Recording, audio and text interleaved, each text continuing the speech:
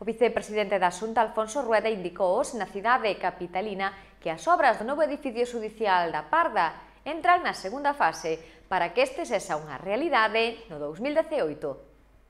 Alfonso Rueda, acompañado do delegado territorial da Xunta en Pontevedra, José Manuel Cores Touris, visitou esta mañá as obras do edificio xudicial da Parda. Na visita tamén estiveron o alcalde de Pontevedra, Miguel Anxo Fernández, o presidente do Tribunal Superior de Xustiza de Galicia, Miguel Ángel Cadenas, o presidente da Audiencia Provincial, Javier Menéndez, e representantes da Fiscalía. O novo edificio xudicial, pese ás complexidades técnicas que apareceron na primeira fase, entra agora en fase de construción propiamente dita, sen afectar aos prazos iniciais que marcan o fin de obra para o ano que ven.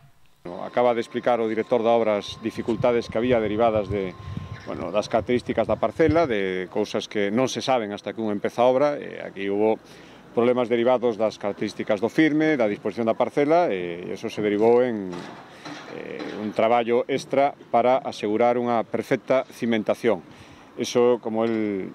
recordaba, foi o que retrasou un tanto a obra, pero tamén o seu compromiso, aquí expresado tamén públicamente, é de facer todo o posible para recuperar estes 3 meses de demora debido ás causas que acabamos de explicar e poder cumprir ese plazo de 23 meses e, polo tanto, que antes de que remate o ano que ven, estamos en setembro, polo tanto, eu agardo que ao redor destas datas o edificio xa pode estar completamente rematado e preparado para poñelo en uso. Despois deixaríamos eses 2-3 meses hasta final de ano para facer os correspondentes traslados e que empezáramos xa o 2019 co edificio en completo funcionamento. Por lo tanto, seguimos co plan previsto. Se recordarán que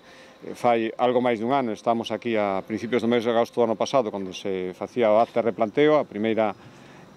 movimento para facer esta obra, e queríamos un ano despois, agora que os cimientos xa están